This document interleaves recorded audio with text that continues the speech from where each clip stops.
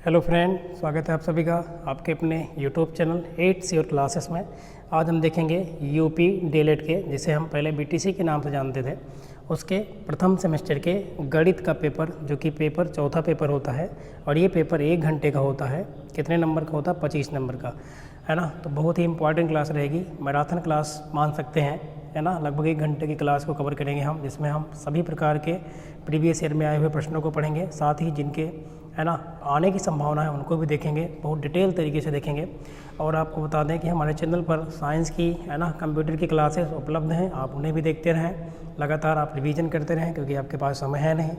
तो चलिए, और ये पेपर आपको पता है कि इम्पॉर्टेंट इसलिए बन जाएगा क्योंकि बीटीसी में बैक बहुत ज़्यादा लगती है। उसका कारण है क्योंकि इसमें 50% मार्क आपको पाना ज़रूरी होता है हर सब्जेक्ट में। जैसे गणित में 25 नंबर है तो 25 में 12 नंबर आपको पाना ही पाना पड़ेगा। अगर इससे 11 नंबर हो जाता है तो सेमेस्टर में जो इस सब्जेक्ट है इसमें बैक लग जाती है। चलिए बिना देरी किए हुए करते हैं स्टार्ट। रहा है आज का पहला क्वेश्चन, बिट डिटेल लेके क्वेश्चन देखेंगे। ये देखिए क्वेश्चन आपके क्लास में है, संख्याओं का पूर्ववर्ती अनुवर्ती, है ना। तो देखिएगा, कह रहा है कि 100 की कोई संख्या है 100, इसकी पूर्ववर्ती और इसकी अनुवर्ती प्राकृतिक संख्या बताइए। तो पूर्ववर्ती का मतलब होता है जिस संख्या की पूर्ववर्ती संख्या पूछे उसमें से एक कम कर दो। पूर्ववर्ती का मतलब पहले मतलब ही है, तो पहले का मतलब इसमें से एक कम कर दो। तो ये देखिए 100 में से एक हमने कम कर दिया, कितना आएगा? 99। तो पूर्ववर्ती का मतलब जिस संख्या का पूर्ववर्ती संख्या पूछी जाए उसमें से एक कम कर दो, बस जो भी आए वो उत्तर हो जाएगा। और अनुवर्ती का मतलब होता है बाद में, याद रखना, अनुवर्ती का मतलब उससे बाद में आने वाली संख्या। अब जैसे 100 का अनुवर्ती क्या होगा? इसमें एक जोड़ देंगे तो कितना आ जाएगा? 101। तो क्लियर हो गया होगा पूर्ववर्ती का मतलब क्या है। जिस संख्या का पूछेगा पूर्ववर्ती संख्या, उसमें से एक घटा के देना, उत्तर आ जाएगा। और अनुवर्ती में क्या होगा? जिस संख्या का अनुवर्ती पूछेगा उसमें आप एक जोड़ देना तो आपको उसका आंसर मिल जाएगा। नेक्स्ट क्वेश्चन इम्पॉर्टेंट क्वेश्चन है, कह रहा किन्हीं भी दो अभाज्य संख्याओं का मासा मतलब HCF क्या होगा। अब देखो, अभाज्य संख्या आपको पता होना चाहिए। अभाज्य संख्या क्या होती है? जिनके केवल 2 फैक्टर होते हैं। जैसे कि यहाँ पे अगर बात करें, देखो पहले इस क्वेश्चन को क्लियर करते हैं फिर आपको बताते हैं। जैसे कि 2 और 3 यहाँ पे संख्या है, तो जो संख्या 2 है ये सबसे छोटी भी है और सब अभाज्य में सबसे छोटी, है ना, और सम संख्या होती है ये 2। देखो ये 1 से कटेगी या तो फिर अपने आप से कटेगी। तो जिस संख्या के केवल और केवल 2 फैक्टर हों, मतलब जो संख्या अपने आप से कटे या 1 से कटे, उसके अलावा किसी तीसरी से ना कटे, वो संख्या क्या कहलाती है? अभाज्य संख्या। पहले तो यही हो गया, जान गया कि अभाज्य संख्या किसे कहते हैं। अब यहाँ अभाज्य संख्या, जैसे कि यहाँ 2 और 3 क्या है? अभाज्य संख्याएँ हैं भाई। 2 अपने आप से कटेगी या तो 1 से कटेगी, और 3 भी अभाज्य है। क्यों?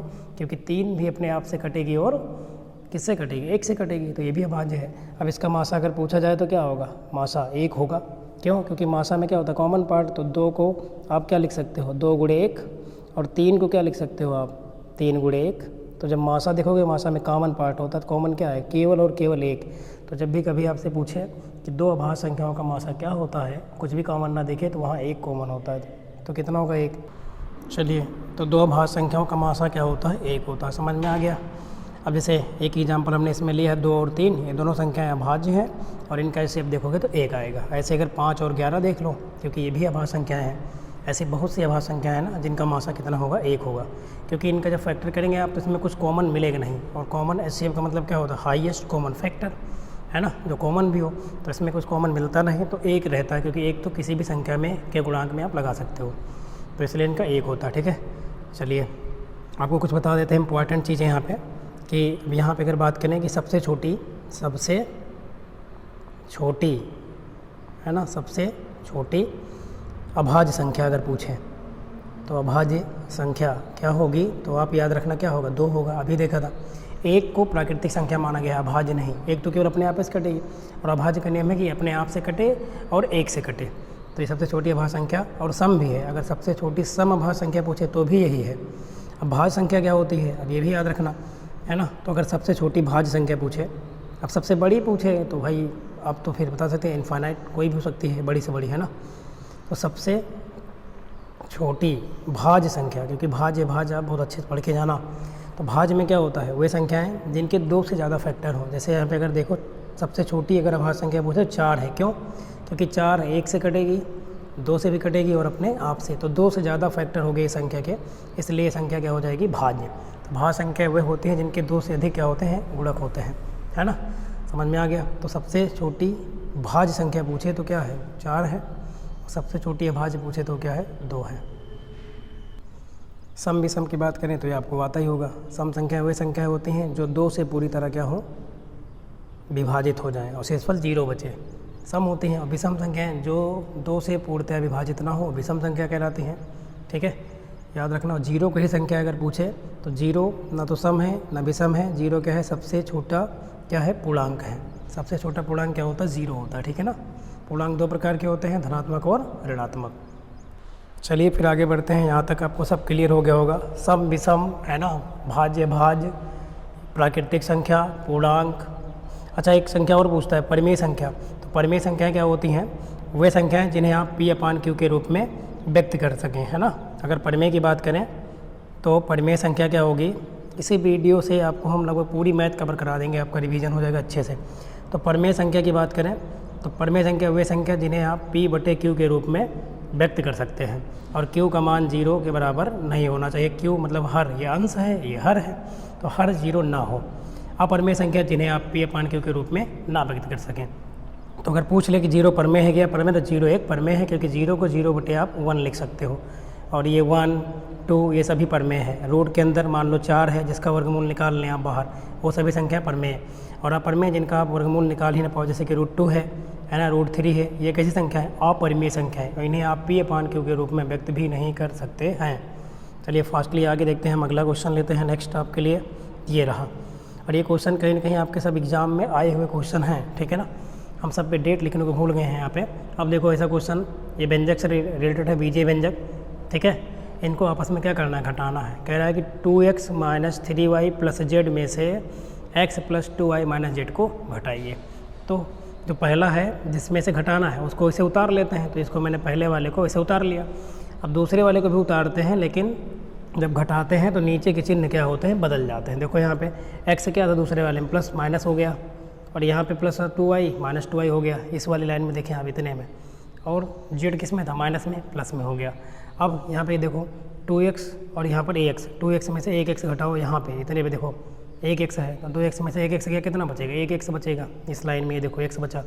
अब देखो ये -3y है ऊपर और नीचे -2y है, तो -3y है और नीचे वाला भी 2y हो गया। जब सेम चिन्ह हो, गुणांक सेम हो, तो क्या होती है, संख्याएं आपस में जुड़ जाती हैं। तो 3 और 2 क्या हो जाएगा, 5, तो इसलिए 5y हो गया। आगे देखो z किस में है, एक z प्लस में है और दूसरा भी प्लस में हो गया, नीचे वाला भी z और z 2z, तो 2z समझ में आ गया होगा। तो जिसमें से जिसको घटाना हो तो जिस दोनों को पहले से उतार लो, है ना, ऊपर नीचे, और जब जिसको घटाना है उसके जो चिन्ह होते हैं वो बदल जाते हैं, इतना याद रखेंगे। अगला क्वेश्चन देखो, इसमें जोड़ना है। तो जोड़ने वाला तो और आसान है, जोड़ने वाले में चिन्ह में कोई परिवर्तन नहीं होता। जैसे पहला वाला जो बीजीय व्यंजक है उसको इसे उतार दिया गया और दूसरा वाला भी इसे उतार दिया। अब दोनों को जोड़ लें आप।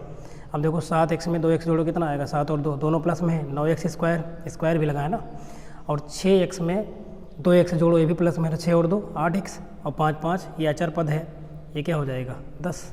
क्लियर हो गया होगा। तो जोड़ने घटाने वाला एक क्वेश्चन तय है कि आपके एग्जाम में देखने को मिलेगा, चाहे वो बहुविकल्पीय में आए, चाहे अति लघुत्तरीय में आए, और चाहे जो है अति लघुत्तरीय में आए, चाहे लघुत्तरीय में आए, है ना। 3 टाइप के क्वेश्चन बनते हैं। 18 क्वेश्चन होगा, जो जितने भी पेपर 1 घंटे के उसमें 18 क्वेश्चन होते हैं। अगला देखो, ये क्वेश्चन कहीं ना कहीं मोस्ट इंपॉर्टेंट है आपके लिए, एग्जाम के लिए बन सकता है। यहाँ से क्या कह रहा है, ध्यान से पढ़ना क्वेश्चन, क्योंकि ऐसा क्वेश्चन आपके एग्जाम में देखने को मिल सकता है। कह रहा वह बड़ी से बड़ी संख्या बताइए जिससे 49, 59 और 109 को भाग करने पर शेषफल कितना बचे, 1 बचे। मतलब 49 को भाग करें तो 1 बचे, 59 को भाग करें तो 3 बचे, और 109 को भाग करें तो 5 बचे। देखिए अगर यही क्वेश्चन ऑब्जेक्टिव में आया होता तो ऑप्शन से हम चेक कर लेते भाग कर करके, है ना, और उत्तर हम बता लेते आराम से। अब यहाँ लगाने में आएगा तो जब भी कभी बड़ी से बड़ी, एक वर्ड पकड़े आप, बड़ी से बड़ी, बड़ी से बड़ी का मतलब क्या होता है, हाईएस्ट कॉमन फैक्टर। मतलब यहाँ पे और जितना शेष बच रहा है उसको उसमें से घटा दो आप, और उसके बाद जो संख्या बने घटाने के बाद उसका एचसीएफ निकालो। ऐसे क्वेश्चन को ऐसे सॉल्व करते हैं। तो क्या कह रहा है, 49 है ना, को भाग करने पर 1 बचे, तो 49 में से 1 को पहले घटा लो आप, कितना आ जाएगा संख्या 48। 59 में से 3 बचे, तो 59 में से 3 घटाओ तो कितना आएगा 56। और 109 को भाग करो तो 5 बचे, तो 109 में से पहले 5 को आप निकाल देंगे, 104 बचेगा। अब जो संख्या आई 48, 56 और 104, इसका आप क्या निकाल दो, HCF, हाईएस्ट कॉमन फैक्टर। अब यहाँ पे हमने अभाज्य गुणनखंड विधि का प्रयोग किया है। 48 का फैक्टर किया इधर वाले में, 48 को तोड़ा 2 से 24, फिर 2 से 12, फिर 2 छंग 12, फिर 2 तियाँ 6, फिर 3 एकम 3। 256 को तोड़ा तो 2 से तो तोड़ा 28, फिर 2 से 14, फिर 2 सते 14, एक आ गया। तब तक तोड़ते हैं जब तक कि लास्ट में एक ना आ जाए, ये तो आपको आता ही होगा। उसके बाद 104 को भाग करेंगे 252, फिर 26, फिर 13 आएगा और फिर एक आ गया। अब देखो इधर तीनों के फैक्टर लिख लो जो आया है। 48 को क्या लिखते हैं, 2 गुणे 2, 2 गुणे 2 गुणे 2 गुणे 2 गुणे 3, इसको इधर लिखा। इसका फैक्टर जो आया है ये वाला जो बना है इसका ये, और इधर का ये वाला 2 वाला ये लिखा, और इसके बाद इधर 104 का लिख दिया। अब HCF निकालना रहेगा, तो HCF में क्या होता है, जो कॉमन पार्ट हो। अब तीन संख्या है ना, तो तीनों में कॉमन क्या है, देखो इधर पहले 2 कॉमन है, ऊपर से नीचे तक आए तो यहाँ पे इतने में है ना। इस वाले में भी एक फिर 2 दोबारा कॉमन है, 3 बार 2 कॉमन है यहाँ पे, 3 बार 2 क्या है, कॉमन है। तो जो संख्या कॉमन है उसको आप गुणे में लिख के उसका गुणा करके निकाल लो, जो भी मान है गुणा करने पे वही आंसर होता है। तो 2 दूनी 4 दूनी 8, तो इस संख्या क्या होगा मान, HCF क्या होगा 8, अतः वह संख्या क्या होगी 8 होगी। अब 8 से आप भाग करके देख लो, 49 को भाग करो तो 1 बचेगा, 8 छंग 48, 1 49। 8 से 59 को भाग करो तो कितना आएगा, आप भाग करो कितनी बार जाएगा, 8 सते 56, 3 बच गया, बच रहा है ना। और 8 से इसको भाग करो आप तो कितना बार जाएगा, 8 एकम 8 है 2 10, और उधर बात करें आतरिक 24 है ना, तो कितनी बार जा रहा है ये, 13 अट्ठे 104, 13 बार जाएगा, 5 बचेगा। तो ये ज़रूर याद रखना जब भी कभी कहेगा कि बड़ी से बड़ी संख्या है ना को भाग करने पर इतना बच रहा है, तो जितना बच रहा है पहले उसको निकाल दो संख्या में से।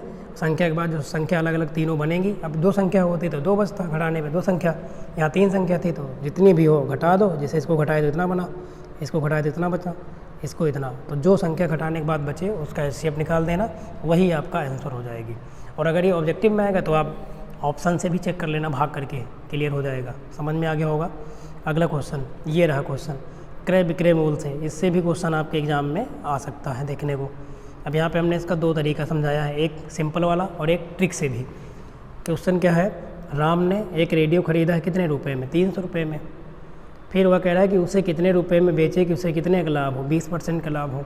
अच्छा ये बताएं, किसी भी चीज़ का प्राइस क्या होता है अपने आप में, 100% होता है, जिसको हम क्रय मूल्य भी कह सकते हैं, ठीक है ना। तो यहाँ पे अगर रेडियो का क्रय मूल्य देखो दिया गया है ना, खरीदा मतलब क्रय मूल्य कितने में खरीदा, 300 रुपये का, लाभ कितना कमाना है 20% का, तो हमें सेलिंग प्राइस कितना रखना चाहिए, यही तो पूछ रहा है ना। मतलब जैसे कि आप 300 रुपये कोई रेडियो लाएँ और आपसे कहा जाए कि आपको इस पर 20% का मुनाफा चाहिए, तो आप कितने में बेचें, तो 300 से ज़्यादा में बेचोगे तभी तो होगा ना। तो आप सूत्र पढ़े होंगे, विक्रय मूल्य बराबर क्या होता है, क्रय मूल्य प्लस लाभ। जब भी आप किसी वस्तु को बेचते हैं तो उसमें क्या क्या जुड़ा होता है, आप जितने में खरीद के लाए होते हैं और जितना उसमें लाभ होता है, ये सूत्र आपको पता है। तो लाभ क्या है, तो लाभ बराबर क्या होता है आपको पता ही चल गया, लाभ बराबर क्या हो जाए क्रय मूल्य का कितने परसेंट, 20%। तो यहाँ से हम लाभ निकाल लेते हैं। देखिए तो लाभ बराबर क्रय मूल्य कितना था 300 रुपये, और गुणे 20%, किसी भी चीज़ का परसेंट लगा हो संख्या पे उसका बटा 100। जैसे 20% का मतलब क्या है, 20% का मतलब है 20/100, यही तो करेंगे। तो वही हमने भी किया है, 300, इसका कितने परसेंट 20, लेकिन इसके बटे में 100, तो यहाँ पे 2 जीरो से 2 जीरो क्या हो गया, कट गया। अब 20 गुणे 30 बचा, 20 दिया 60 रुपये। तो ये क्या निकल के आया, लाभ निकल के आया। भाई जो लाभ है वो कितना लेना है हमें, 20%। तो खरीदे कितने में 300, तो 300 का 20% जब निकालेंगे तो लाभ मिल जाएगा। कितने रुपए लाभ हुआ, 60 रुपये। तो अच्छा बताओ कितने के बेचोगे आप, 300 खरीदे थे, 60 रुपये लाभ मिला, तो कितने के बेचोगे, कहोगे 360 का। तो हमने देखो विक्रय मूल्य बराबर सूत्र क्या होता है, क्रय मूल्य प्लस में लाभ। तो 300 में 60 जोड़ दिया, 360 रुपये। ये तो रहा पूरा विस्तार से। अगर ट्रिक से लगाना हो है ना, तो वैसे यहाँ ट्रिक से आपको लगाना नहीं, लेकिन आपको हम बता देते हैं कि कोई भी चीज़ मैंने बताया था ना, आप खरीद के लाते हो तो उसका जो है कोई भी चीज़ आप खरीदते हैं तो उसका जो मूल्य होता है अपने आप में 100% होता है। तो 100% का मूल्य कितना दिया है, 300 रुपये। तो 120% का मूल्य पूछ रहा है, भाई 20% लाभ कमाएंगे ना। 100% तो कोई भी वस्तु का अपने आप में प्राइस होता है, और 20% आपको लाभ लेता है। कितने में बेचोगे आप, तो 120 में तो बेचेंगे आप, तभी तो मिलेगा लाभ। तो 100% का मूल्य कितना है 300, तो 120 का कितना हो जाएगा 300, 100 और गुणे में कितना लग जाएगा 120। तो जब आप इसको काटेंगे 100 से 3 को 300 को 3 बार, 12 3 36, कितना आएगा 360। तो ये ट्रिक से लगा लिया बहुत ही आराम से, लेकिन आप डिटेल वाला याद रखना, है ना। चलिए देखते हैं अगला क्वेश्चन हम, ये रहा अगला क्वेश्चन क्या है, स्थानीय मान और जातीय मान। देखो आपके इसमें है ना प्लेस वैल्यू और फेस वैल्यू आप जानते होंगे। तो देखते हैं पहले स्थानीय मान का क्या पूछा गया क्वेश्चन, 3334 में 3 के विभिन्न स्थानीय मानों का योगफल ज्ञात कीजिए। मतलब जहाँ जहाँ पर इस संख्या में 3 है उसके स्थानीय मान निकालो कितना है, फिर उसका योग निकालो। ये तो पूछ रहा है स्थानीय मानों का योगफल, तो पहले स्थानीय मान निकाल लो। अब इसमें देखो 3 का निकालना है, तो 3 देखो कहाँ पर है, एक दहाई पर है, इधर से इकाई से चल देंगे ना, एक इधर है, ये तो 4 है। तो 4 का अगर पूछता स्थानीय मान तो 4 इकाई पर है, तो 4 इकाई पर जो होता है उसका स्थानीय मान वही संख्या होती है, मतलब 1 से गुणा होता है इकाई में, तो 4 एकम 4 होता है। दहाई पर जब होता है, दहाई का मतलब 10 से गुणा, 3 दहाई पर है तो 3 में 10 से गुणा करो कितना आएगा 30। और उसके बाद ये वाला 3 सैकड़ा पर है तो 100 से गुणा करोगे 300 आएगा। ये वाला 1000 पर है तो 1000 से गुणा कर दोगे 3000। अब यहाँ हमें किसका बताना है, 3 का ना, संख्या जो 3 है इसके विभिन्न स्थानीय मान। तो एक कितना आया है 30 आया है, एक 300 और एक 3000, फिर इसका जोड़ तो हमने जोड़ दिया। जब आप 3 है ना 3000 में 300 और 30 जोड़ेंगे कितना आएगा 3330 रुपये आएगा। कितना आएगा 3303 रुपये नहीं 3330 आएगा, है ना। समझ में आया स्थानीय मान। अब जैसे यहाँ पे हम आपसे कहें कि ये बताओ कि 512 में 2 क्वेश्चन बन सकता है, एक स्थानीय मान एक जातीय मान। तो ये तो स्थानीय मान वाला समझ में आ गया होगा भाई। 3 का पूछा तो 3 वाले को हमने ले लिया सबको इनको, और फिर इनको जोड़ दिया आपस में, जोड़ने पर कितना आ गया 3330 रुपये आ गया। अब मान लो ये क्वेश्चन ये हमने आपको दिया और कहा यहाँ पे कि 5 का स्थानीय मान बताओ, है ना। तो पहले देखो 2 का स्थानीय मान 2 इकाई पर है, इधर से तो गिनते हैं, तो इकाई पर वही होता है संख्या। दहाई पर 1 है तो इसमें 10 से गुणा कर देंगे तो कितना आएगा 10। और नहीं वैसे भी याद रखो, है ना, ये इकाई पहली संख्या, इसके दाहिने तरफ कुछ नहीं तो वही होता है। और जब जिस संख्या के दाहिनी तरफ जितनी संख्या बचेगी उतना जीरो लगाते हैं। जैसे 1 के बाद इधर कितनी संख्या है दाहिनी ओर 1, तो 1 जीरो मतलब 10 आ गया। और 5 के दाहिनी ओर कितनी संख्या है तो 2 जीरो, तो 500 हो जाएगा, 2 जीरो बढ़ा दोगे 500 हो जाएगा। तो ये तो रहा स्थानीय मान। अगर मान लो इसी में 512 वाले क्वेश्चन में आपसे पूछा जाए कि 5 का जातीय मान बताओ, तो जातीय मान क्या होता है, वही संख्या होती है, समझ रहे हैं ना। जैसे 2 का जातीय मान 2 ही होगा, जातीय मान पूछेगा तब, है ना, फेस वैल्यू बोलते हैं। और 1 का जातीय मान 1 ही होगा, 5 का जातीय मान 5 ही होगा। तो जातीय मान वही संख्या होती है, जबकि स्थानीय मान में इकाई दहाई सैकड़ा के अनुसार उसके क्रम को निर्धारित करके निकाला जाता है। समझ में आ गया होगा। अगला क्वेश्चन देखो, रोमन भाषा, ये तो बहुत इंपॉर्टेंट है आपके लिए एग्जाम में। एक क्वेश्चन रोमन संख्या से जरूर पूछेगा। जैसे 0 का पूछ लेगा, 0 का बताइए रोमन संख्या में कैसे लिखते हैं। तो 0 को कैसे भी नहीं लिखा जाता है, 0 को लिखने का कहीं तरीका दिया नहीं गया। तो अगर क्वेश्चन में ऑप्शन दे दे तो वहाँ आप कहोगे कि 0 का, है ना, रोमन संख्या होती ही नहीं है। अगला देखें ये वाला क्वेश्चन। अब देखो कुछ संख्या को हमने यहाँ पे लेकर दिखाया है जिन्हें आप याद रखना। जैसे 50 कितना होता है भाई, 10 तक तो सबको याद रहता है ना, 10 तक तो याद ही होता है। जैसे 1 का ये हो गया, 2 का ये हो गया, है ना, 5 का ये हो गया, उसके बाद बोले यहाँ पे 10 का ये हो गया। और जब 9 का पूछे तो इसमें से ये वाला जो 1 है इसको बाईं तरफ लिखा जाता है, 1 कम कर दो। 11 पूछे तो यही 1 दाहिने तरफ जोड़ देते हैं, तो xi जब लिखते हैं तो क्या कहलाता है 11, ठीक है ना।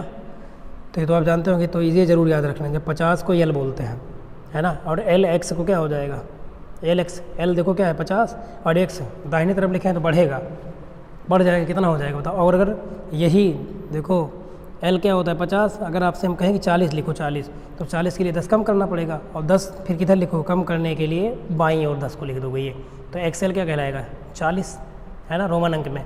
जबकि LX जब लिखोगे तो इसका मतलब क्या है, L 50 था और दाहिनी तरफ x लिखे हो तो 10 जुड़ जाएगा, 50 10 60 हो जाएगा।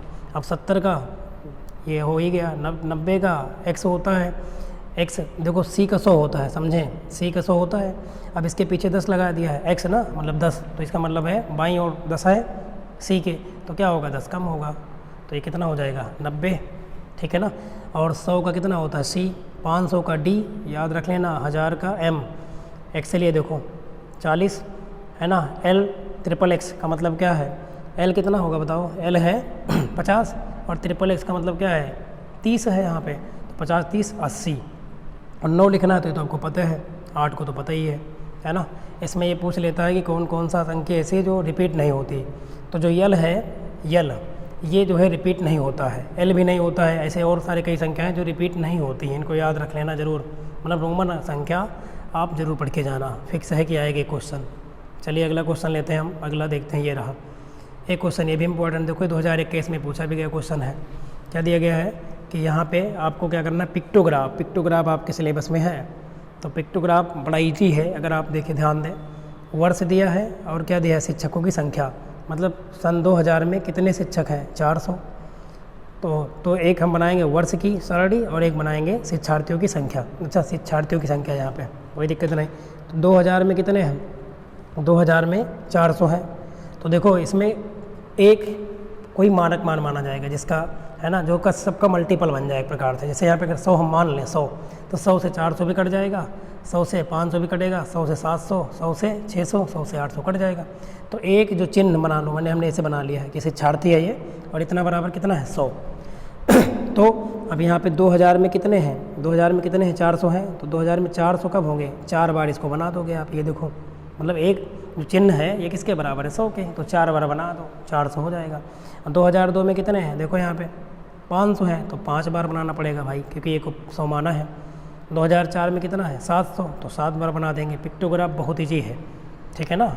एक मान लेंगे जिससे सब कट रही हो संख्या, उसके बाद वैसे ही आकृति बनाते हुए चले जाते हैं। तो पिक्टोग्राफ से भी क्वेश्चन देख लो, 2021 में आया है, हो सकता है यही क्वेश्चन रिपीट हो जाए। नहीं, ऐसे ही मिलते जुलते डाटा आपके एग्जाम में रिपीट होंगे। अगला क्वेश्चन नेक्स्ट, ये रहा अभाज्य गुणनखंड। आप जानते रहे, सिंपल भी है, बहुत ईजी है। कह रहा है कि क्वेश्चन 1728 का अभाज्य गुणनखंड कीजिए। बहुत सिंपल है, हमने इधर 1728 को लिखा, फिर 2 से तोड़ना शुरू कर दिया। जब तोड़ते हुए चले गए तो लास्ट में कहाँ तक, 1 तक जाएंगे, लिख दिया। तो अब क्या करेंगे, हमने 1728 का जो अभाज्य गुणनखंड है ये इतना बना था पूरा। अब यहाँ पे हमें ये देखना है अभाज्य गुणनखंड में, जैसे कि 2 × 2 आ जाए, तो अभाज्य गुणनखंड में इसको जब लिखेंगे ना तो इसकी घात को जोड़ लेते हैं। 2 कितनी बार है, 2 बार, तो 2 घात 2। वैसे यहाँ देखो 2 कितनी बार है, 3, 1 4, 1 5, 6 बार। तो 2 की घात क्या बन जाएगा, 6। और 3 कितनी बार है, 3 बार, तो 3 की घात 3। यही हो जाएगा इसका अभाज्य गुणनखंड। क्योंकि यहाँ पे 2 और 3 जब देखोगे आप तो ये क्या है, आपस में अभाज्य है ना, अभाज्य भी होना चाहिए, तो इसीलिए इसको अभाज्य गुणनखंड कहते हैं। तो अभाज्य गुणनखंड बहुत ईजी है। आप संख्या को क्या करेंगे, उसका गुणनखंड करते चले जाएंगे, फिर जो संख्या जितनी बार आई रहेगी उसकी घातों को जोड़ के गुणे में लगा देंगे, वही आपका क्या हो जाएगा, आंसर हो जाएगा। क्लियर। चले अगला क्वेश्चन देखें आप। यदि भाजक कितना है, 483, भागफल कितना है, 403, शेषफल कितना है, 50, तो भाज्य ज्ञात करो। तो चलिए आप सूत्र एक पढ़े होंगे, भाज्य बराबर क्या होता है, भाजक गुणे भागफल प्लस में शेषफल। अब जैसे हम आपसे कहें कि यहाँ पर कोई संख्या 5 और इसको भाग करना है आपको 2 से, कितनी बार जाएगा, 2 बार। कितना आएगा, 4, घटाएंगे कितना बचेगा, 1। तो ये जो 5 है इसको कहते हैं भाज्य। क्या बोलते हैं इसको, भाज्य। और जिससे भाग किया जाता है उसको कहते हैं भाजक। ये क्या है, भाजक है। और जितनी बार जाता है तो आपको पता है भागफल, और जो बचता है वो क्या है, शेषफल है। सही है ना। तो जब 5 को हमें फिर बनाना हो 5 को, तो 5 बराबर क्या होगा, 2 × 2, ये देखो 2 × 2 और प्लस में शेषफल जोड़ दो, आ जाएगा। तो इससे एक सूत्र बन जाएगा, भाज्य बराबर भाजक गुणे भागफल और प्लस में शेषफल। तो भाज्य पूछा है तो रख देंगे, भाजक कितना दिया है यहाँ पे 483, गुणे भागफल कितना दिया है 403, और प्लस में शेषफल कितना है 50। ठीक है, याद रखना। तो जब गुणा करोगे इसका तो आ जाएगा आपका इतना, और फिर ये प्लस 50 ये जोड़ेंगे तो आ जाएगा 1,94,699। तो ये सूत्र इम्पॉर्टेंट है ना। अब इसमें से कितनी चीज़ें हैं, 4 चीज़ें हैं, भाज्य, भाजक, भागफल और शेषफल। अब इस 4 में से कोई भी 3 चीज़ देकर चौथा आपसे पूछ सकता है। ठीक है ना। मान लो कभी भागफल दे दे और भाजक पूछ ले, भाज्य दे दे, शेषफल दे दे। मतलब इस सूत्र में 4 चीज़ें हैं अगर देखें तो आप, तो 4 में कोई 3 देगा, चौथा आप निकाल लेंगे सूत्र का प्रयोग करके। अगला क्वेश्चन देखें, ये तो हो गया। अगला देते हैं, ये रहा गुणज बताना है, जिसको अपवर्त बोलते हैं। क्या बोलते हैं, अपवर्त। तो ये क्वेश्चन भी बन सकता है आपके एग्ज़ाम में, मैंने वही क्वेश्चन लिया है ना, जो एग्ज़ाम में आया हुआ है ना, ये तो फिर इसी टाइप का बन सकता है। सिलेबस में जो है वही पढ़ रहे हैं हम, तो सिलेबस से बाहर तो पूछता नहीं है। संख्या 5 और 6 के प्रथम, अभी आप रुके रहे हैं, अभी आपको प्रीवियस जो क्वेश्चन आए हुए हैं ना वो भी हैं, आप देख सकते हो यहाँ पे। ये देखो, जैसे कि ये क्वेश्चन है 2023 में आया हुआ, ये क्वेश्चन है 2023 में आया हुआ, इनको भी आपको भी हम सॉल्व करवाएंगे। ठीक है ना, तो आप बने रहेंगे, आगे देखिएगा, आपका पूरा रिवीजन हो जाएगा। संख्या 5 के प्रथम 5 गुणज लिखो। तो गुणज का मतलब क्या होगा है, याद रखना अपवर्त है।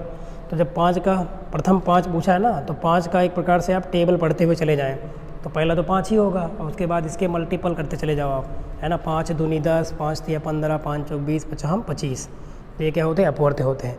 और 6 का, तो 6 तो पहला 6 ही रहेगा, जिस भी संख्या का पहला पूछे तो पहला तो वही संख्या होगी, फिर उसका आप टेबल पढ़ते एक प्रकार से चले जाओ, है ना। ट्रिक है याद करने की। तो 6 दूनी 12, 6 तिरिक 18, 24 और 30। अपवर्त क्या होता है, जिस संख्या का अपवर्त जो संख्या हम लिखते हैं वो पूरी तरह उस संख्या से कट जाता है। जैसे इसमें 6 पूरी कट, 12 भी कट जाएगा, 18 भी कटेगा, 24 भी कट जाएगा, है ना, याद रखना। अगला क्वेश्चन देखो, इंपॉर्टेंट ये भी है, वृत्त के किन्हीं दो बिंदुओं को मिलाने वाले रेखाखंड को क्या कहते हैं। तो मान लो ये आपका वृत्त है, वृत्त है, ये क्या है, वृत्त की पूरी परिधि होती है। यहाँ पर क्या होगा, वृत्त का केंद्र होगा, मान लो O है। तो वृत्त के किन्हीं दो बिंदुओं को मिलाने वाली रेखा, तो कोई भी दो बिंदु, है ना, मान लो किन्हीं दो बिंदुओं को मिलाने वाली रेखा, रेखा क्या होगी, परिधि का एक बिंदु ये लेंगे, एक बिंदु ये लेंगे, मान लो हमने इसे मिला दिया, तो इसको क्या बोलते हैं, जीवा कहते हैं। क्या कहते हैं, जीवा, सही है ना। तो ऐसे इसमें बहुत सारी जीवाएँ होंगी, जब एक परिधि के एक सिरे से दूसरे सिरे तक मिलाएंगे तो सभी क्या होंगी, जीवा होगी। और एक क्वेश्चन बनता है यहाँ से कि वृत्त की सबसे बड़ी जीवा क्या होती है। तो सबसे बड़ी जीवा क्या होती है, व्यास, क्योंकि ये वृत्त के कहाँ से होकर जाती है, केंद्र से। तो अगर क्वेश्चन पूछ ले कि वृत्त की सबसे बड़ी जीवा को क्या कहते हैं, तो क्या कहते हैं, वृत्त का व्यास कहते हैं। ये सबसे बड़ी जीवा होती है और ये कहाँ से होकर जाती है, तो वृत्त के केंद्र से होकर ये रेखाखंड जाता है, मतलब, है ना। अब जैसे चित्र में हमने समझाया, यहाँ पे देखो ये वाला दो बिंदु ए बी, तो ये भी क्या बनी, जीवा। और ये क्या है, सी डी, ये भी जीवा है, तो ये भी जीवा, सी डी जीवा यहाँ पे दिखाया गया।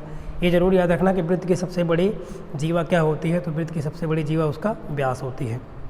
अगला क्वेश्चन लेते हैं जल्दी से, ये रहा, ये क्वेश्चन देखना, बढ़िया सवाल है, प्रतिशत, है ना, कमी या प्रतिशत वृद्धि का जो सवाल बनता है वो बन सकता है।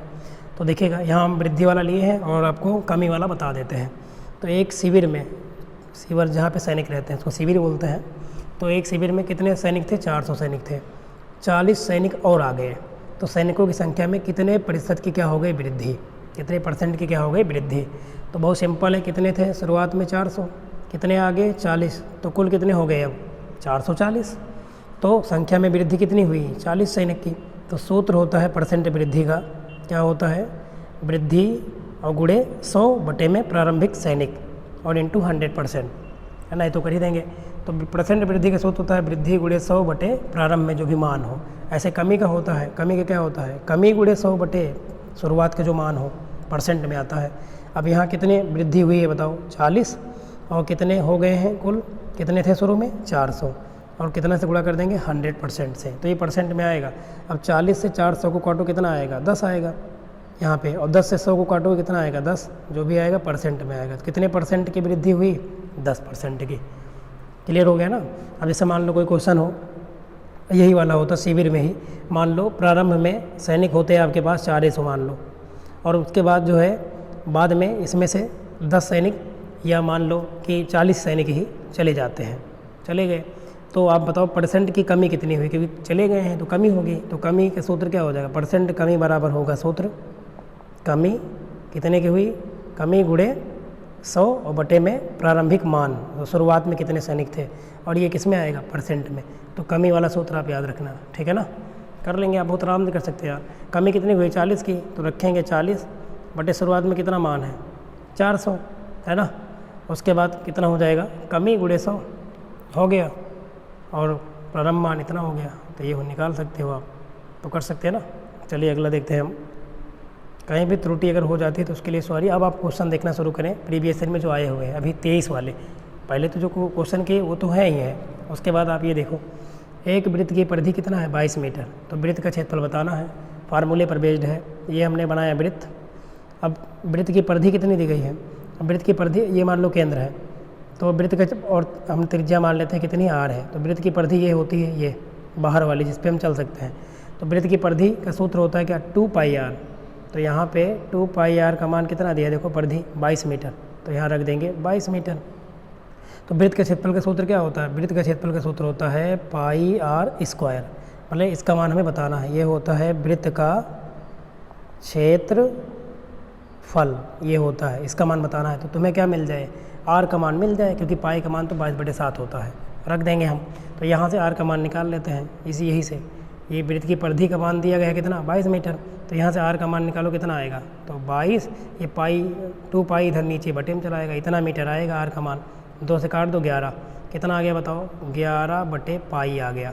पाई का मान भी रख सकते हो आप, हम ऐसे ही रखते हैं, 11 बटे पाई मीटर आया। अब यहाँ पे हमें इसका मान बताना है तो सूत्र लगा देंगे, इसलिए वृत्त का क्षेत्रफल बराबर, तो पाई गुणे आर का स्क्वायर कर दो। आर का मान कितना है, आर का मान 11 बटे पाई आया है आपके पास, तो 11 बटे पाई गुणे स्क्वायर होगा ना 11 बटे पाई, एक पाई से एक पाई कट जाएगा, कितना आया आपके पास, ऊपर आ गया 11 गुणे 11 मतलब 121, और नीचे एक पाई बचा है। एक पाई का मान क्या होता है 22 बटे 7, तो जब ऊपर जाएगा तो ये हो जाएगा 7 बटे कितना हो जाएगा 22, नीचे हो जाएगा। अब काट दो, 11 दूना 22 और 11 ग्राम 121, कितना आएगा 77 बटे 2 आएगा। और अगर आप भाग करना चाहो तो कर सकते हो, तो 2 3 6 है ना, और उसके बाद 2 8 16 38.5 आ जाएगा। क्षेत्रफल है तो इसका मात्रा क्या होगा, क्योंकि मीटर में है तो मीटर स्क्वायर आएगा, या 77 बटे 2 मीटर स्क्वायर लिख दो आप। समझ में आया। वृत्त की परिधि दिया गया है 22, तो वृत्त की परिधि का सूत्र क्या होता है 2 पाई आर, तो 2 पाई आर का मान बराबर दिया है 22 मीटर। आप एक लाइन लिख देंगे कि वृत्त की परिधि 2 पाई आर बराबर 22 मीटर। तो यहाँ से आर का जब मान निकालेंगे तो 2 पाई कहाँ चला जाएगा, 2 पाई नीचे चला, ये 2 पाई नीचे इधर आ गया, तो 2 से हमने 22 को काटा कितना आया 11, और नीचे कितना बचा है पाई, तो 11 बटे पाई मीटर बच गया। ये हमारा किसका मान, आर का मान मिल गया, त्रिज्या मिल गई। फिर हमने लगाया वृत्त का क्षेत्रफल पूछा है, तो पाई आर स्क्वायर सूत्र होता है, तो पाई की जगह पाई रख दिया, और आर का मान स्क्वायर है तो इसको 2 बार लिख दिया, ये देखो ठीक है। फिर जो कटा काट दिया, एक पाई से एक पाई कट गया, और उसके बाद सॉल्व करने के बाद कितना आ गया 77 बटे 2। अब क्योंकि ये क्षेत्रफल है तो क्षेत्रफल का मात्रक होता है मीटर स्क्वायर, या फिर 38.5 भी लिख सकते हो आप, भाग करोगे तो आ जाएगा। क्लियर। आगे देखें अगला, ये सभी 2023 के क्वेश्चन है। रचित अपनी मासिक आय के कितने % खर्च कर रहा है, 80%। रचित कोई लड़का है जो कि 80% खर्च कर रहा है और 120 रुपये मासिक बचाता है, तो उसकी वार्षिक आय एवं खर्च बताइए। अच्छा तो बताइए कितना होगा। अगर कोई लड़का है ना रचित, जो कि 80% खर्च कर रहा है, तो बचा कितना रहा है 120 रुपये। अच्छा आपके अनुसार कितना, कोई भी चीज़ मैंने बताया था ना कितना % होता है 100, तो 80 खर्च कर दे रहा है, कितना बचा रहा है 20%। तो हम ये कह सकते हैं कि 20% का मान बराबर कितना दिया है 120 रुपये, ठीक है ना। ये खर्च है, तो यहाँ से हम पहले निकाल लेते हैं उसकी इनकम कितनी है, 100% निकाल लो, इनकम आ जाएगी। तो कितना होगा 120, और ये 20%, 20 कहाँ आएगा नीचे, और गुणे क्या हो जाएगा 100, ये तो हो जाएगा, इतना हो जाएगा रुपये में। तो 2 छंग 12, और 100 से 6 में गुणा करो कितना 600 रुपये। तो उसकी इनकम कितनी है 600 रुपये, उसकी जो मासिक इनकम है कितना है 600 रुपये। तो आय पूछा है, वार्षिक पूछा है, तो वार्षिक में क्या होगा, ये तो मासिक है, तो एक महीने में अगर 600 बचाता है तो एक वर्ष में कितने महीने होते हैं 12 महीने, तो 12 से गुणा कर देना, लिख देना। तो 12 छंग कितना हो जाएगा 72 और 00, 7200 रुपये उसकी इनकम हो जाएगी एक साल की।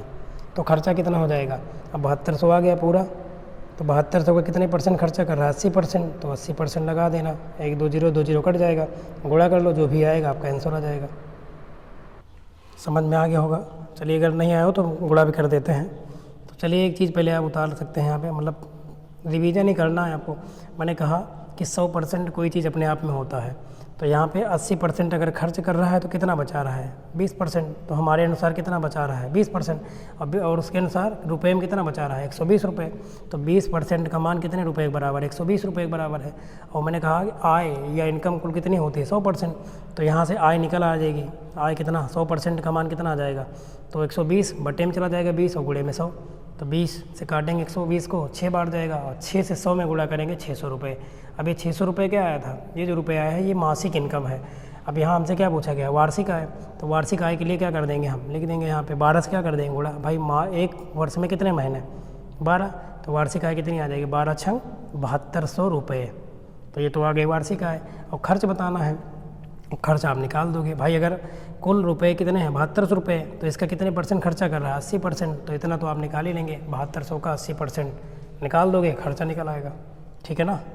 चलिए आगे बढ़ते हैं, क्वेश्चन लेते हैं अगला। ये देखो कुछ क्वेश्चन और इम्पॉर्टेंट लिए आपके लिए, ये तो 23 में जो आए हुए थे उनको बताया।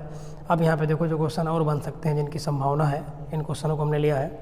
बोर्डमास के नियम आपको आता ही होगा, तो बोर्डमास के नियम पर भी क्वेश्चन आपके एग्जाम में देखने को मिल सकते हैं, है ना। ये हमने क्वेश्चन जो है नोट से उठाया है सीरीज से, और चुने हुए क्वेश्चन। अब यहाँ पे क्या दिया गया है 121 भागे ब्रैकेट में 16, फिर छोटे ब्रैकेट में 14 माइनस 3, फिर सबसे छोटे ब्रैकेट में 9 माइनस 6 दिया गया है।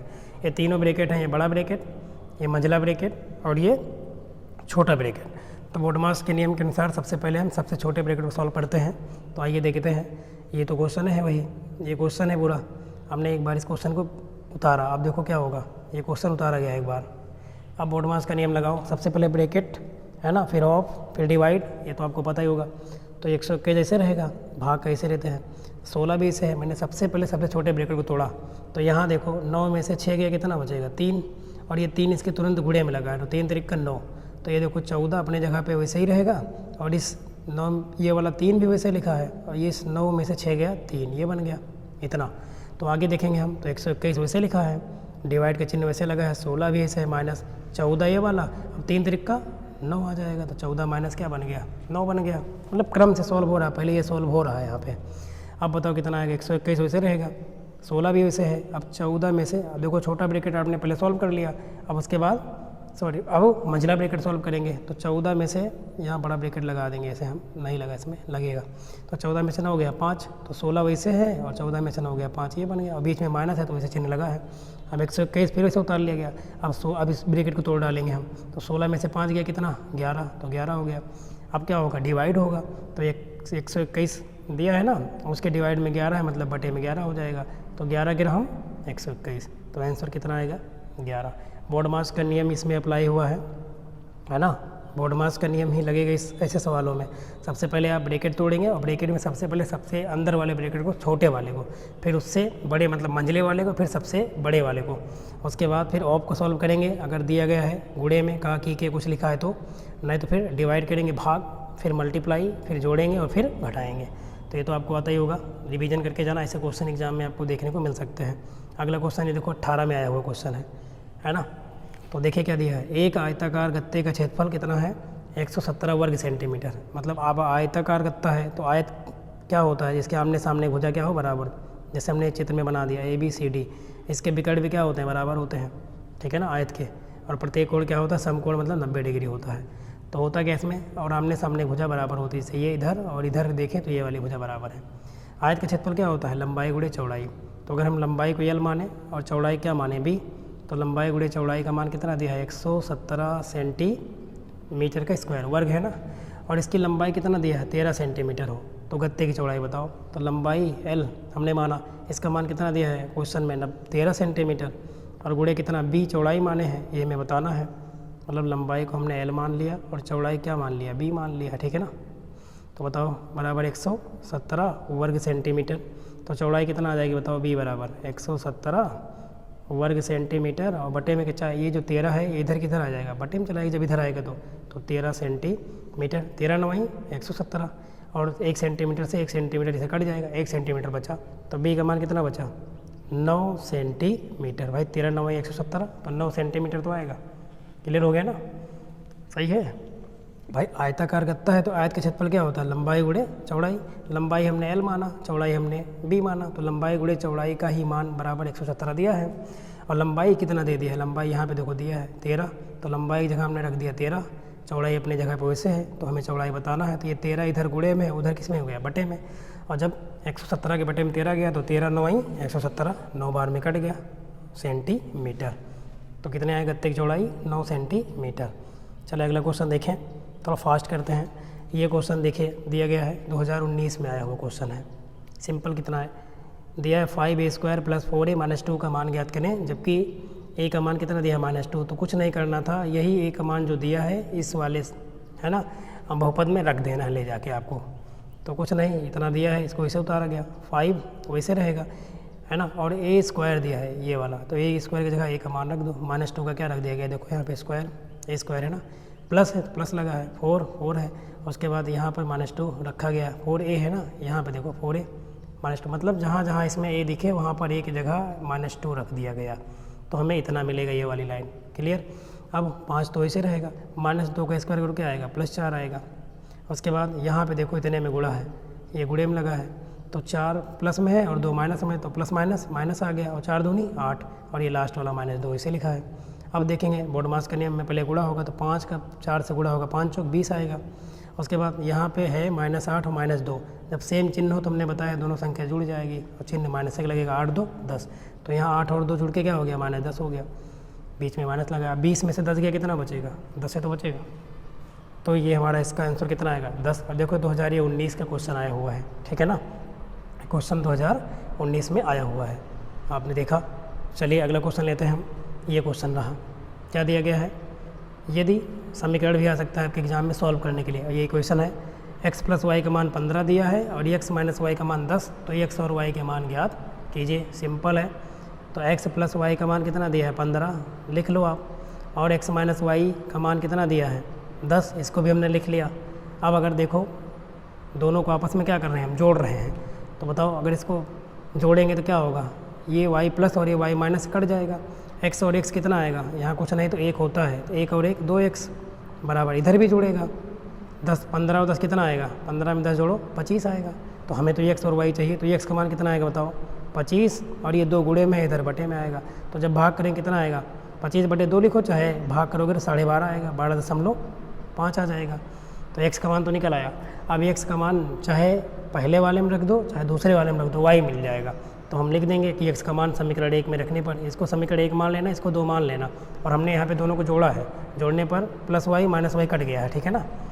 तो बताओ लिख देंगे x का मान समीकरण 1 में रखने पर, 1 में रखने पर रख दो। x का मान आया है 25/2 या फिर 12.5 रख दो।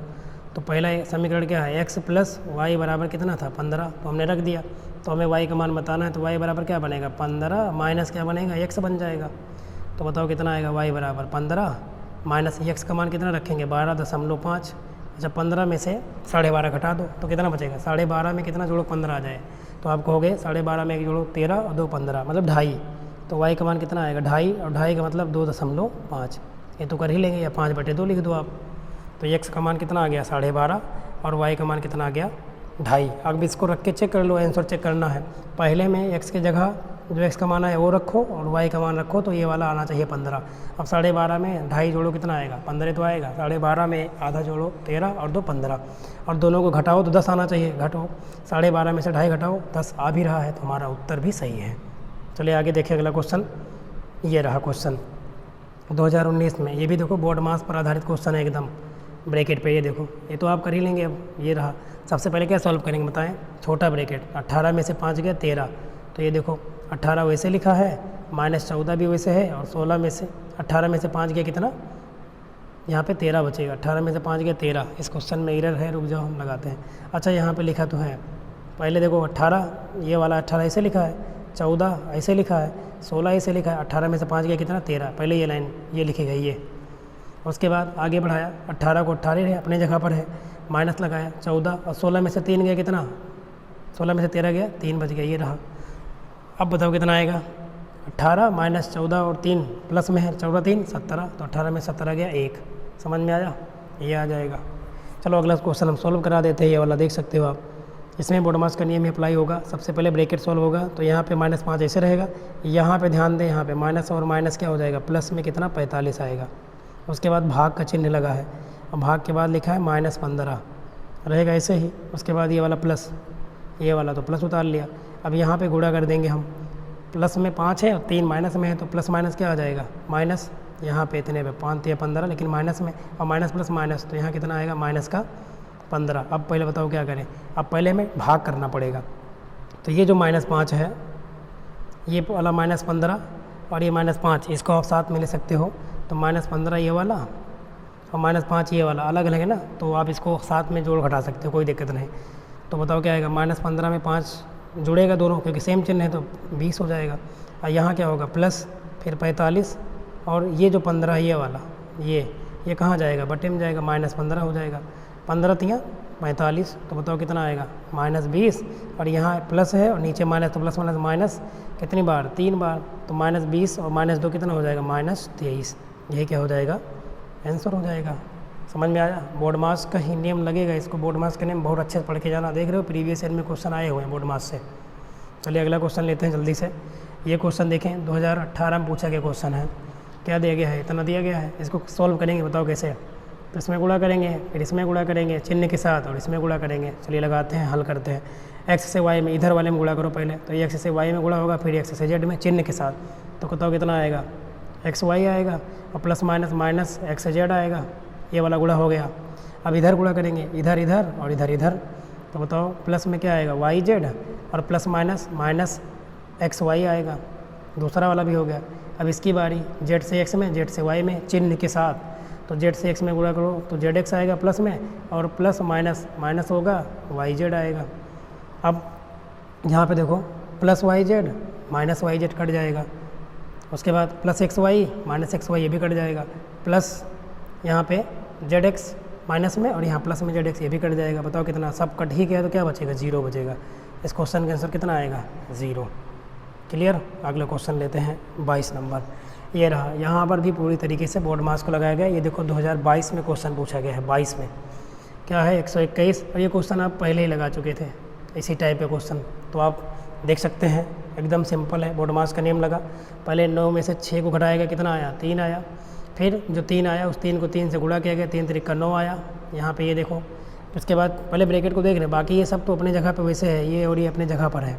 फिर 14 में से 9 गया, कितना आया 5 आया, ये देखो। अब जब तक ब्रैकेट नहीं टूटेगा, ब्रैकेट तोड़ने के बाद ही हम डिवाइड करते हैं। अब 16 में से 5 गया, कितना आ गया 11 आ गया, तो 16 11 आ गया। उसके बाद यहाँ पे 11 आएगा, तो ये देखो 11 लिखा है, और 121 आगे लिखा है वैसे। 121 में से 11 गया, कितना 110 आ गया। अगर डिवाइड लगा होता तो 11 आता, 11 ग्राम 121। अगला क्वेश्चन देखो, ये वाला हम बता देते हैं त्रिभुज का रिलेटेड, भाई फार्मूले पर आधारित क्वेश्चन आ जाते हैं। एक समबाहु त्रिभुज का परिमाप कितना दिया है 12 सेंटीमीटर, तो इस त्रिभुज का क्षेत्रफल बताओ। तो समबाहु त्रिभुज किसे कहते हैं, इधर हम बता रहे हैं समबाहु त्रिभुज वह त्रिभुज है जैसे ABC हमने लिखा। अब इसमें समबाहु त्रिभुज की अगर एक भुजा हम क्या मान लें एक्स, तो सब कितना होगा x। समबाहु त्रिभुज वह त्रिभुज है जिसकी प्रत्येक भुजा की लंबाई सेम होती है और इसके प्रत्येक कोण का मान कितना होता है 60 डिग्री, क्योंकि समबाहु है। अब समबाहु त्रिभुज का परिमाप दिया है।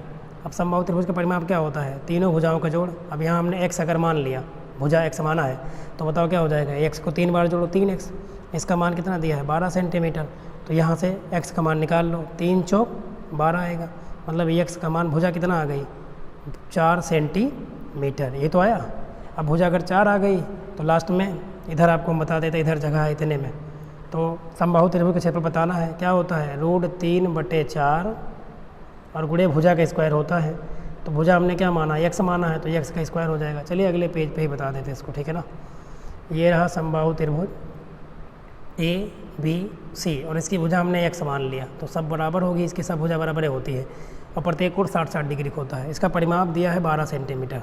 परिमाप क्या होता है, तीनों भुजाओं का जोड़, तो जब x को 3 बार जोड़ोगे 3x आएगा। इसका मान कितना दिया है 12 सेंटीमीटर, तो यहाँ से x का मान निकाल लो, मतलब भुजा मिल जाएगी 12 सेंटीमीटर और बटे में क्या आ जाएगा 3 चौक 12, तो x का मान कितना आ गया 4 सेंटीमीटर, मतलब भुजा कितनी आ गई इसकी 4 सेंटीमीटर। तो इसके क्षेत्रफल का सूत्र लास्ट में लिख देंगे, इसलिए त्रिभुज का समबाहु त्रिभुज का क्षेत्रफल, समबाहु त्रिभुज का क्षेत्रफल सूत्र क्या होता है, सूत्र याद रखना √3/4 गुणे भुजा के स्क्वायर। अब यहाँ भुजा x है तो x का क्या हो जाएगा स्क्वायर, सॉल्व करो आगे, √3/4 और गुणे भुजा कितना है 4 आया है हमारे पास यहाँ पे, देखो तो 4 का स्क्वायर है, 4 गुणे 4 2 बार लिख देंगे, 1 4 से 1 4 कट गया, कितना आ रहा है बताओ 4√3। अब क्योंकि सेंटीमीटर 2 बार, भाई 2 बार है ना, 4 गुणे 4 तो वर्ग सेंटीमीटर। क्षेत्रफल का मात्रक वैसे भी अगर भुजा मीटर में है तो मीटर स्क्वायर आएगा और सेंटीमीटर में सेंटीमीटर स्क्वायर, कितना आएगा 4√3 वर्ग सेंटीमीटर। इस समबाहु त्रिभुज का क्षेत्रफल आएगा जिसके परिमाप का मान कितना दिया था 12 सेंटीमीटर, तो ये दिया था, क्षेत्रफल पूछा था, लगा दिया। अगला क्वेश्चन ये रहा, क्वेश्चन जल्दी से देखें, 2 क्वेश्चन और हैं, ये सब 22 के क्वेश्चन हैं। 18 के देख लिया, 22 के देख लिया, 19 के देख लिया, सब है ना, ये सब 22 से लेकर 18 के 23 से लेकर 18 के बीच में सब जितने क्वेश्चन हैं सब पढ़ लिया हमने और एक्स्ट्रा क्वेश्चन भी कर लिया। तो 8 मीटर लंबाई और 2 मीटर चौड़ाई वाले आयत का क्षेत्रफल, तो एक आयत है, तो हमने अभी बताया था आपको आयत, जिसकी लंबाई ये मान लिया L और ये चौड़ाई होती है, बराबर होती है आमने सामने भुजा। तो लंबाई कितना दिया गया 8 मीटर और चौड़ाई B का मान 2 मीटर दिया है, ठीक है, वाले आयत का क्षेत्रफल एक वर्ग के क्षेत्रफल के बराबर है। मतलब जो ये आयत हमने बनाया है इसका जो क्षेत्रफल है, कोई वर्ग है उसके क्षेत्रफल क्या है बराबर है। अब वर्ग के बारे में, वर्ग की भुजा में नहीं दिया, अगर हम वर्ग की भुजा मान लें x सेंटीमीटर, तो ये सब क्या होगी, वर्ग किसे कहते हैं, वर्ग एक चतुर्भुज है जिसकी चारों भुजाओं की लंबाई सेम होती है। तो ये मीटर में दिया है तो इसका भी हम मीटर में ही मान लेते हैं, ये रहा, ये वर्ग है। और इनका दोनों का क्षेत्रफल क्या है, बराबर है। तो बताओ क्या हो जाएगा, एरिया ऑफ त्रिभुज, चलो त्रिभुज नहीं, यहाँ पे आयत है ना, तो यहाँ पे हम लिख सकते हैं कि आयत का क्षेत्रफल बराबर क्या दिया है, बताओ। आयत, भाई दोनों के क्षेत्रफल बराबर है ना, तो आयत का क्षेत्रफल बराबर किसके बोल रहा है, वर्ग का क्षेत्रफल के। अब दोनों का सूत्र आप लगा दो। आयत का क्षेत्रफल क्या होता है, लंबाई गुणे चौड़ाई बराबर वर्ग का क्षेत्रफल क्या होता है, भुजा का स्क्वायर। तो भुजा x माने इसका स्क्वायर हो जाएगा।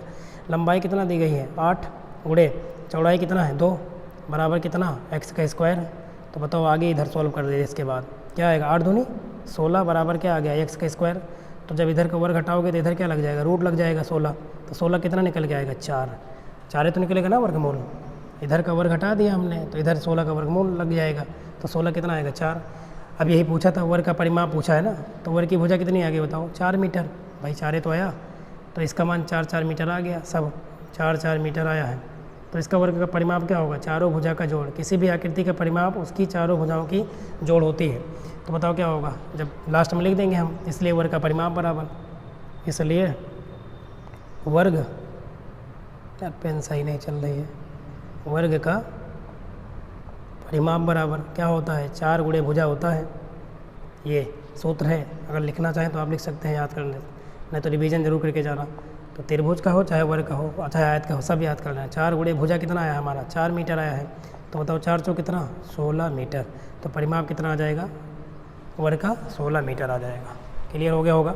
चलिए अगला देखते हैं। लास्ट क्वेश्चन ये रहा, मोस्ट इम्पॉर्टेंट। इस टाइप का क्वेश्चन आपके एग्जाम में देखने को मिल सकता है, बहुत ईजी है ये।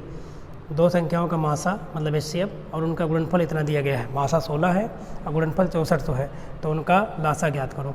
तो सूत्र याद रखना, जब दो संख्याएं दी गई हों तो दोनों संख्याओं का गुणनफल बराबर होता है उन्हीं संख्याओं का मासा गुणे उन्हीं संख्याओं का लासा। याद रखना, और चाहे मासा गुणे लासा बराबर पहली संख्या गुणे दूसरी संख्या, तो ये होता है सूत्र, ठीक है ना। तो मासा कितना दिया है 16, तो ये देखो मासा की जगह 16 रख दिया, लासा हमें बताना है। और दोनों का गुणनफल कितना दिया है 6400, तो बताओ लासा कितना आएगा 6400। ये 16 जो गुणे में है इधर, इधर किस में आ जाएगा, बटे में चला गया। तो 16 चौके 64 और 2 जीरो बचा है, तो कितना आ गया 400। तो लासा कितना आएगा 400, ठीक है ना। इसको याद जरूर रखना।